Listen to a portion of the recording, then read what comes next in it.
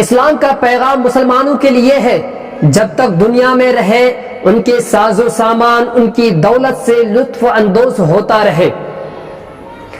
اور دنیا کے پیچھے گھس نہ جائے، ان میں مگن نہ ہو جائے، بالکل مست نہ ہو جائے۔ دنیا کی خوبصورت مثال مولانا رومی رحمت اللہ علیہ نے دی ہے، بہت ہی زبردست مثال ہے۔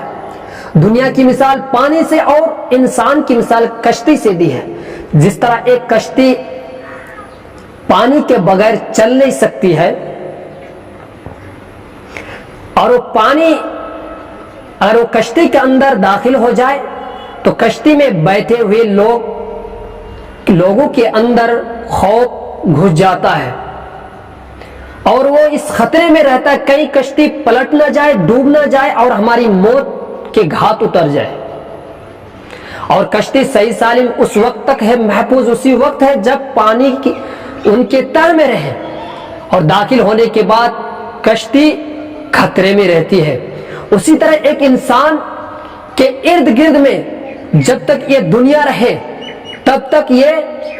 انسان اللہ کے فضل میں ہے اور فکر آخرت میں ہے، اور یہ دنیا جب انسان کے اندر داخل ہو جائے، انسان میں غالب آ جائے، جس طرح پانی کشتی میں داخل ہونے کے بعد کشتی ڈوب جاتی ہے، اور یہ دنیا جب انسان کے اندر داخل ہو جائے تو انسان متاع الغرور میں ہے، انسان دھوکے کی زندگی میں ہے۔ اور اسی کو کہا گیا کہ دنیا کے لوگ جب دنیا میں پڑ جائے تو وہ کتے ہیں، جانور ہے، اس لیے کہ وہ دنیا میں پڑ گیا ہے۔ لیکن دنیا آخرت کے لیے ایک سیڑھی ہے۔ جب مسلمان اس زاویے نگاہ سے دیکھتا ہے کہ یہ دنیا آخرت کے لیے ایک سیڑھی ہے تو وہ اللہ کے فضل میں ہے، اور جب وہ انسان دنیا کو اس نگاہ سے دیکھتا ہے کہ دنیا ہی سب کچھ ہے، دنیا کی دولت ہی ہے میرے لیے سب کچھ ہے، تو وہ دھوکے کی زندگی میں ہے، متاع الغرور میں ہے۔ دنیا دین بن سکتی ہے، کب بن جاتی ہے؟ جب ایک انسان صبح سے لے کر شام تک دنیا کمانے کے چکر میں رہتا ہے لیکن اس میں اللہ کا خوف بھی رہتا ہے۔ ایک انسان جب صبح سے لے کر شام تک محنت و مزدوری کرتا ہے، اس میں اللہ کو بھی یاد کرتا ہے، اللہ کا خوف بھی دل میں بٹھا کے رکھتا ہے۔ پانی بھی پیتا ہے تو اللہ کا نام لیتا ہے، سوتا بھی تو اللہ کا نام لیتا ہے، روزی کماتا ہے، دولت کو حاصل کرتا تب بھی وہ اللہ کا نام لیتا ہے، تو یہ دنیا دین بن جاتی ہے۔ لیکن جب انسان پوری کی پوری محنت و مزدوری، پوری کی پوری محنت جب دنیا کے پیچھے میں لگا دیتا ہے، فکر آخرت کو بھلا دیتا ہے، تو یہ دنیا بن جاتی ہے، اور اسی لیے تو اس کو متاع الغرور کہا گیا کہ یہ دھوکے کی زندگی ہے۔ قرآن کریم میں جو آیت کریمہ میں نے ابھی قرآن کریم کی تلاوت کی ہے، وَابْتَغِي فِي مَا آتَاكَ اللَّهُ الدَّارَ الْآخِرَةَ، حضرت موسیٰ علیہ السلام کے زمانے میں ایک بہت بڑا بادشاہ تھا قارون، ان کا ذکر اس آیت میں، ان کا اشارہ اسی آیت میں ہے۔ قارون کی اتنی دولت، اتنی سلطنت تھی، ان کی اتنے خزانوں کے مالک تھے کہ ایک ان کے خزانوں کے رکھوالی کرنے کے لیے ان کے تالا اتنا بڑا ہوتا تھا کہ ایک آدمی ان کی چابی کو اٹھا نہیں سکتا تھا، جبکہ پوری جماعت مل کر، ایک جماعت مل کر اس کے تالا کو کھولتا تھا۔ میرے بھائیوں اور بزرگوں، وہ قارون کو اللہ تبارک و تعالیٰ نے ہر چیز کی فراوانی دی تھی، دولت دی تھی، سلطنت دی تھی، لیکن اللہ رب العزت نے اس کو اللہ کے راستے میں، یعنی اللہ کے راستے میں خرچ کرنے کے لیے پورا حکم نہیں دیا تھا، بلکہ کہا تھا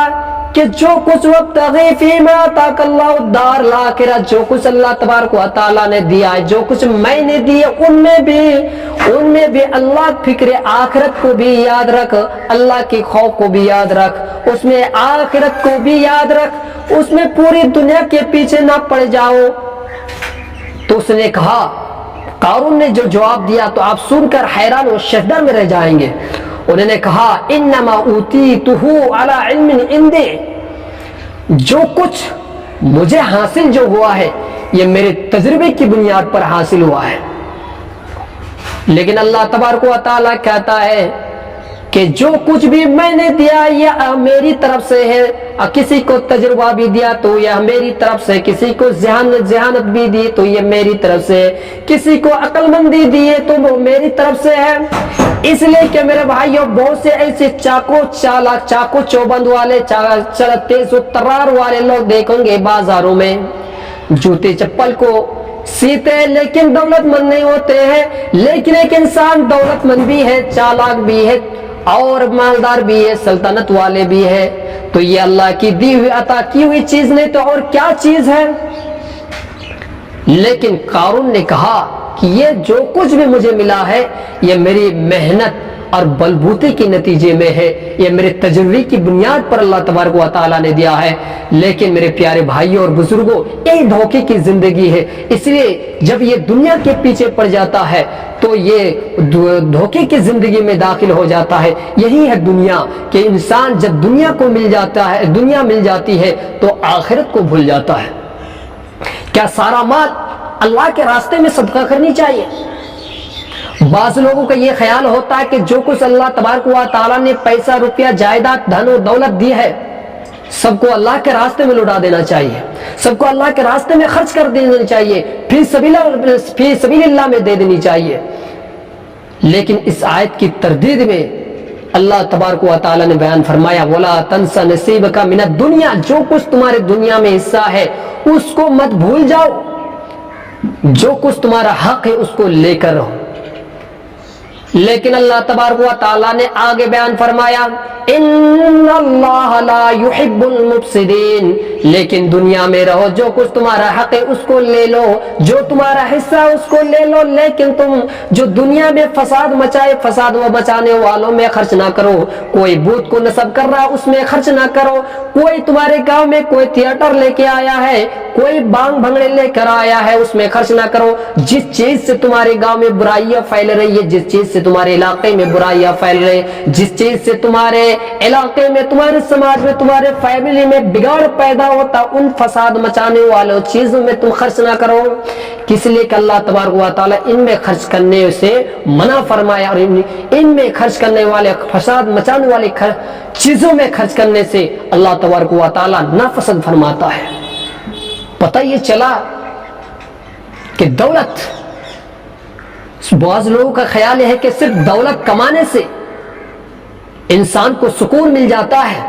بہت سے ایسے مالدار ہوتے ہیں حرام و حلال جائز ناجائز سب کو جمع کرنے کے فکر میں رہتا ہے، اس لیے کہ اس کو سکون مل جائے گی۔ بہت سے ایسے لوگ ہوں گے رات دن 24 گھنٹے سود کھاتا ہے، لیکن جب وہ سونے کے لیے جاتا ہے تو نیند کی گولی کھائے بغیر اس کو نیند نہیں آتی ہے۔ اور ایک ایسے آدمی کو دیکھتے ہوں گے جو صرف دن بھر وہ حرام کمائی کماتا ہے، لیکن اس کو جب سوتا ہے تو اس کو سکون کی نیند نہیں آتی ہے۔ جب وہ کھانا کھاتا ہے تو پیٹ بھر کر آسودہ ہو کر کھانا کھا نہیں پاتا ہے۔ تو پتہ یہ چلتا سکون جو ملتا ہے یہ اللہ تعالیٰ کی طرف سے ملتا ہے۔